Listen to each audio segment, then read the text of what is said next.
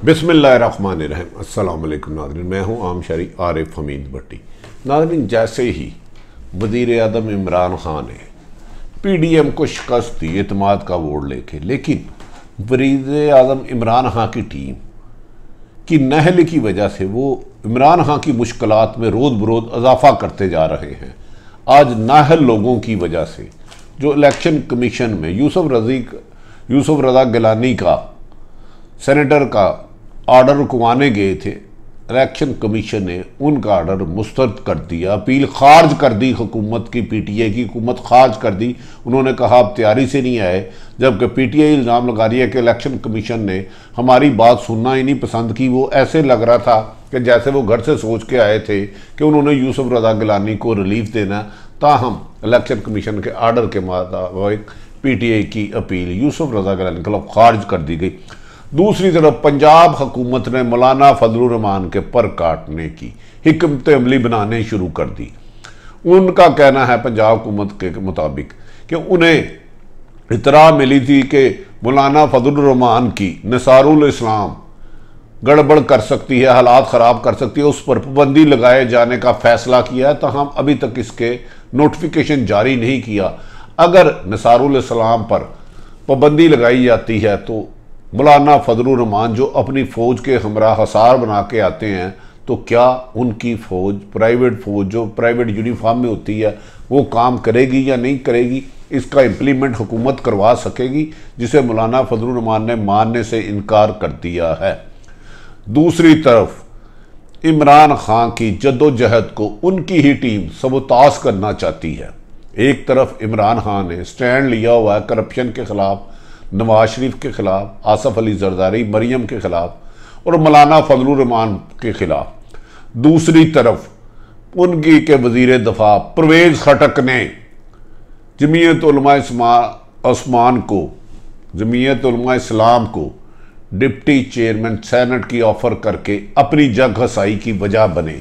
क्या इससे पहले परवेज खटक ये भी कह चुके हैं कि मैं ना चाहूँ तो इमरान खान वज़ीर आज़म नहीं रहते? कहीं ऐसा तो नहीं? PDM को तो शिकस्त पे शिकस्त देते जा रहे हैं, लेकिन उनके कुछ साथी ख़ुसूसन ब्यूरोक्रेट और कुछ सियासी इमरान खान साहब के नुकसान की बायस बन रहे हैं। दानिस्ता या गैर दानिस्ता इमरान खान की हुकूमत के खात्मे की वजह तो नहीं बन जाएंगे अगर इमरान खान ने इनसे जान ना छुड़ाई। नाज़रीन, अब आ जाते हैं कि नवाज शरीफ ने वादिया तौर पर कह दिया है कि वो पंजाब में तब्दीली नहीं चाहते। इमरान खान की हुकूमत का खात्मा चाहते हैं, जिए या मरे इमरान खान की हुकूमत बजट के बाद नहीं रहेगी।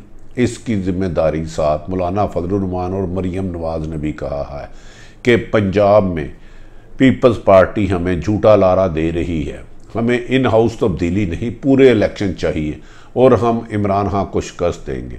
क्या इमरान खान की कमज़ोर टीम, नाहल टीम के चंद लोग इमरान खान के लिए नुकसान का बायस बन रहे हैं? ये इमरान खान साहब खुद फैसला करेंगे। 30 साल तीन दफ़ा हुकूमत करने वाली पीपल्स पार्टी और नून लीग को शिकस्त देने के बाद तरीके इंसाफ इमरान खान पहली दफ़ा 2018 में हुकूमत में आए, लेकिन अपनी उनकी जदोजहद तो जारी रही, लेकिन उनके कुछ नादान लोग उनके लिए मुश्किलात का बायस ही बनते रहे। ना तो वो जोड़ तोड़ कर सके, ना टेबल टॉक के मास्टर रहे, बल्कि कुछ लोगों पर मुबैना करप्शन का इल्ज़ाम भी रहा, जिसमें आला ब्यूरोक्रेसी भी शामिल है।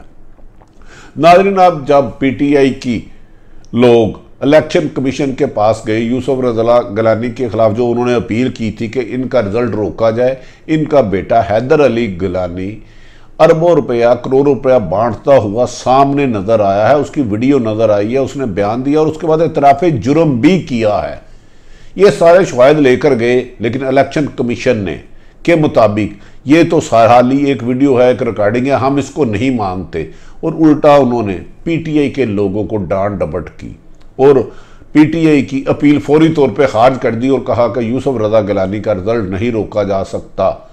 PTI के मुताबिक कि ऐसा लगता है कि चीफ इलेक्शन कमीशन घर से सोच के आए थे कि उन्होंने यूसुफ रज़ा गिलानी को रिलीफ देना है, इसीलिए जब यूसुफ रज़ा गिलानी के खिलाफ पहले वीडियो आ गई, उनका बेटा हैदर अली गिलानी पैसे बांट रहा था, तो उस वक्त भी इलेक्शन कमीशन ने कोई भी एक्शन नहीं लिया और आज यकतरफा फैसला कर दिया। वो इसको नामुनासिब फैसला करते हैं कि जब इलेक्शन कमीशन कह रहा है कि ना इनके पास कोई एविडेंस थे ना सबूत थे, सिर्फ आके महज एक दरख्वास्त देने से तो मैं फैसला नहीं कर सकता।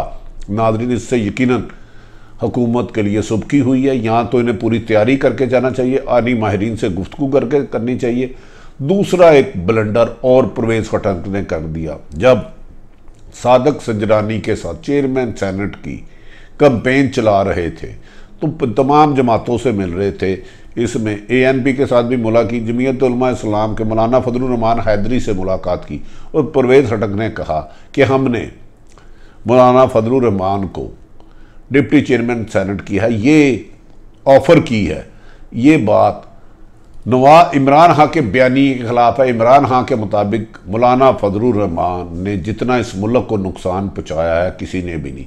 मौलाना फजलुर रहमान को नैब भी 3 दफ़ा बुला चुकी है, मगर वो नैब के अहकामात को जूते की नोक पे लिखते हैं और कहते हैं कि नैब की जरूरत ही नहीं मुझे गिरफ्तार कर सके, जिस पर नैब ने डर के उन्हें दोबारा बुलाया ही नहीं।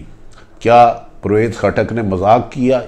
और उस पर गफूर हैदरी का कहना था कि हम जिसकी हुकूमत नहीं मानते उनकी ऑफ़र क्यों मानेंगे। इमरान खान साहब को इन सब बातों को संजीदगी से गौर करना होगा कि कुछ लोग उन्हें जानबूझ के जिस असूली मौक़िफ़ पर वो डटे हुए हैं 22 सालों से, कहीं उसको नुकसान तो नहीं पहुँचा रहे ना। दूसरी अहम तरीन खबर, अरसा दराज से पीपल्स पार्टी को NRO मिला हुआ था, उनके खिलाफ कोई गिरफ्तारी नहीं हो रही थी जब से APC बनी है। वो आसफ अली जरदारी के खरबों के केस गोल किए जा रहे थे। अब अचानक समझ से बाहर है कि वज़ीर आला सिंध मुराद अली शाह को नैब ने 21 मार्च को तलब कर लिया है।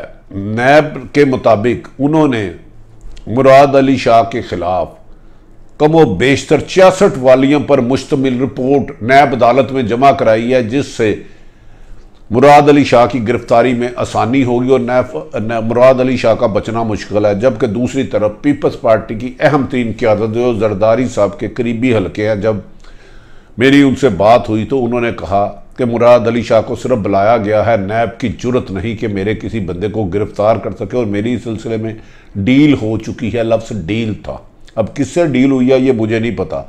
क्या वज़ीर आला सिंध 21 तारीख को जाएंगे भी या नहीं जाएंगे? बेशतर दफ़ा तो वो पेशी पर गए भी नहीं। क्या नैब जो मौलाना फजलुर रहमान को बुला के छुप गई और दोबारा तलब नहीं किया? मरियम नवाज़ को बुलाया तो अपने दफ्तर पर लाहौर में हमला करा लिया और दोबारा मरियम को बुलाने की जरूरत नहीं की। एक दफ़ा समन जारी की है, फिर वापस ले ली। मुराद अली शाह को पकड़े जा रहे हैं।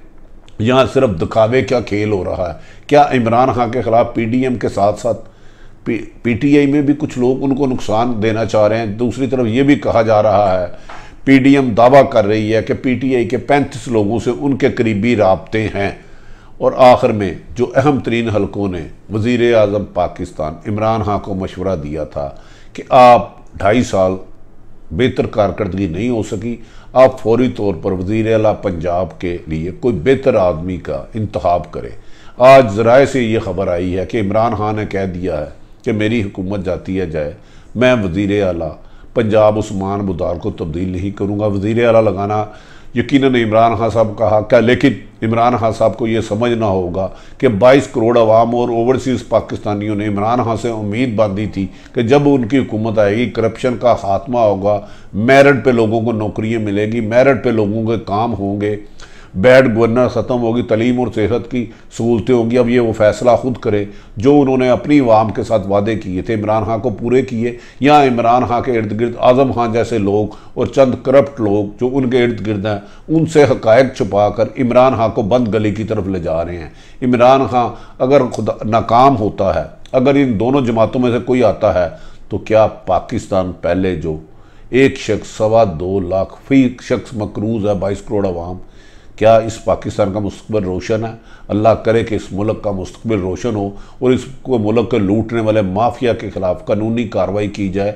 लेकिन इस कार्रवाई के लिए काफ़ी देर कर रहे हैं। इमरान खान साहब को नैब, FI और एंटी करप्शन को मेरिट पर एक्टिव करना होगा और ये लगड़ बगड़ करप्ट माफिया के खिलाफ तेज़ी से हाथ ना डाले।